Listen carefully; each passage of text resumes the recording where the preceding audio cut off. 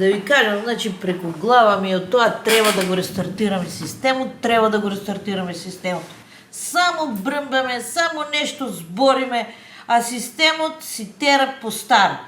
Колешке, тоа многу лесно се решава. Како? Многу едноставно. Казни.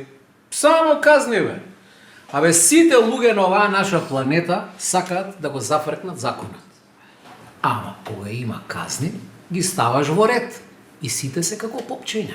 Например, Скандинавија. Имам еден пријател, ми кажуваше за Скандинавија. Вика, во Скандинавија, например, ти доаѓаат гости.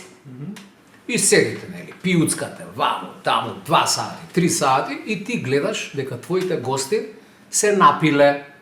Да не кажам. Да. Така. И стануваат да си одат. И ти ги прашуваш, извинете, како ќе си се вратите дома? Ако ти кажат дека планираат да си се вратат со нивната кола, ти си должен да се јавиш во полиција и да ги пријавиш. Затоа што алкохолизирани се. Пази, на тој начин ти спречуваш некоја сообраќајна катастрофа. Уште нешто. Ако го запре джандар, типчето што ти било на гости, и овој дува, го казнуваат него пошто е алкохолизиран, ама те казнуваат и тебе. Не дај Боже, твојот пријател да направи некоја страшна сообраќајка. Лежи затвори тој, лежиш затвори ти. Затоа можеш да го пријавиш. Колега, ама тоа ти е чисто кодошника и нас тоа нема да функционира, ти кажеш. Колешке, тоа не е кодошење. Шо е? Тоа е само начин да се спречат катастрофите.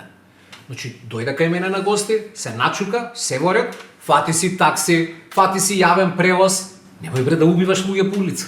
да, види, држи вода ова што го збори колега. Ја имам еден пример да ви кажам. Во Холандија, бев кај брат ми сега пред месец дена и се возиме по тоа автопатот и возиме и гледам кај што се горе патоказите камери поставени. Зошто да ти биле тие камери? За да фаќаат луѓе што зборат на телефон додека возат. И камерата Паметно. те слика од напред и од позади. Ти ако сакаш збори си на телефон, ама ќе те опрчат 400 евра казна. Чак, Браво. ќе си платиш, тоа е. И нормално никој не збори на телефон. кој Тоа добро би кај нас ки има камери, што? Абе, ти има, ама кај нас тој процес на пуштање на камериве иде некако бавно како овие жилки од Галапагос. Абе, сега ние џабе збориме тука.